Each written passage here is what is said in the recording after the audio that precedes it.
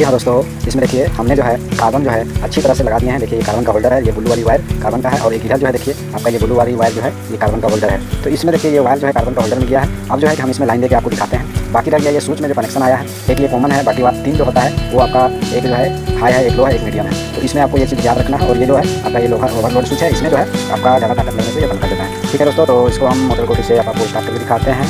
जी हाँ दोस्तों, देखिए हम लाइन का प्लग जो है लगा दिए, देखिए लगा दिए। लगाने के बाद ये वायर वाली जो वायर है देखिए आपका यहाँ डायरेक्टली आया है, इसमें आया है। ठीक है, तो ये जो है जब हम इसका स्विच देकर दिखाते हैं कि ये चल रही है या ना चल रही है।